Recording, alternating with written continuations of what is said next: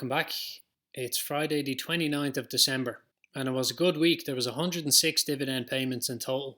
But before I get into that, I'm going to get into a few dividend increases and a few ex-dividend dates that are coming up next week. So the first one that I own is Sage Group. It pays twice a year and the current dividend yield is 1.6%, but it has upped the interim dividend payment from 6.3 pence to 6.5 pence, and it has increased the final payment from 12.1 pence to 12.75 pence per year. The second is Repsol, which is a Spanish dividend stock. It also pays twice per year.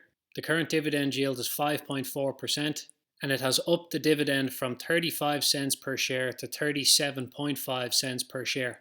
It's also going to pay a bonus dividend of 2.5 cents per share in January. The third is Royal Gold. It's upped the quarterly dividend from 37.5 cents per share to 40 cents per share.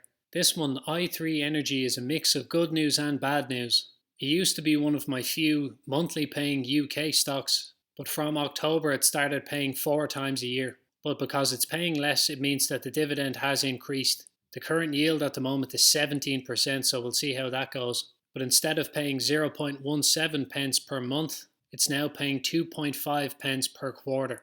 Then we have Franklin Resources. This pays 4 times a year and the current dividend yield is 4%. And it's upped this quarterly dividend from 30 cents per share to 31 cents per share.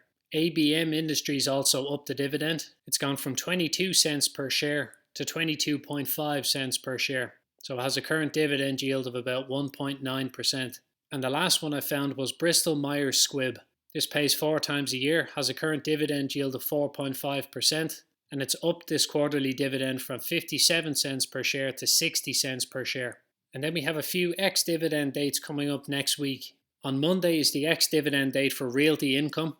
So if you want to get the next dividend, you have to own shares before Monday. Then Tuesday is the ex-dividend date for Franklin Resources, which has just upped the dividend, the Bank of Nova Scotia, and Comcast, which are the only 3 here that I own. Then the ex-dividend dates for Wednesday, January 3rd, ABM Industries, which has just upped the dividend. I also have Campbell Soup, Cisco Systems, and Kadant.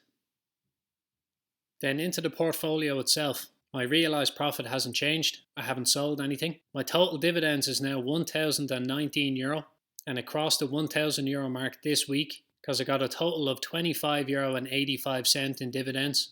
And I also added 16 Canadian dividend stocks from the Toronto Stock Exchange.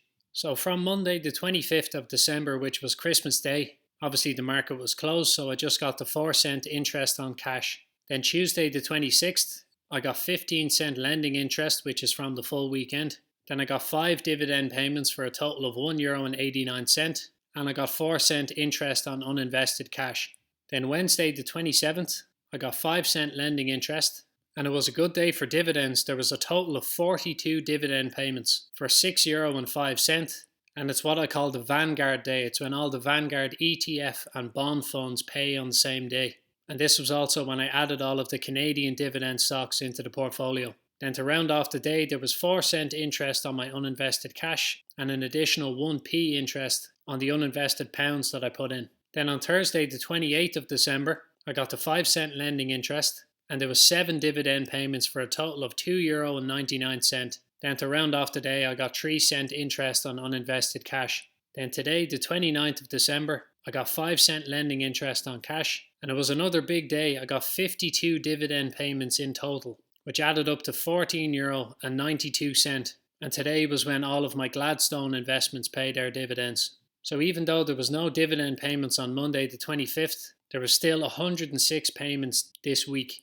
And the interest from uninvested cash comes in at about 10 o'clock at night, so it should be about 3 cents. So it was a very good week overall. 106 dividend payments for €25.85. There was 45-cent interest on my uninvested euros and 1 pence interest on my uninvested pounds.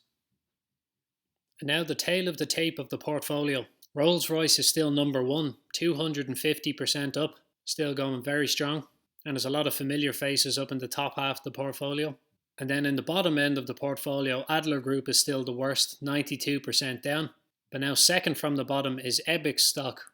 This is the one that declared bankruptcy and it's been bouncing all over the place ever since. I have noticed that the ticker symbol has changed. It used to just be EBIX, but now it's EBIXQ. And I don't know why they would do that, but it's all part of the learning process.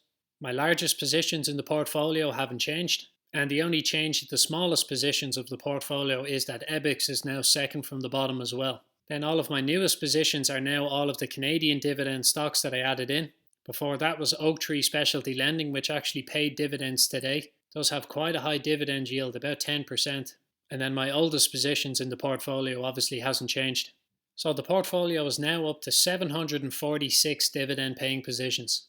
And overall there's €17,168 invested, and it's about 1% down. And I've also decided that at the end of every week I'm going to invest half of the dividends I've received, because I am trying to build up the free funds in the portfolio, because I'd rather not have to sell positions in March when I move again. But in order to not kill the compounding process, I'm going to invest half of every week's dividends into the smallest positions. And rather than spread it all out, I'm just going to put the full half into one. So the winner for this week is Bristol-Myers Squibb, which has just upped the dividend. And half of this week's dividends is €13. So I'll send that through. It's gone through already, and I was about 17% down, which means I've gotten a discount from the last time I bought in. So that's pretty much it for this week, and we'll pick up where we left off next week.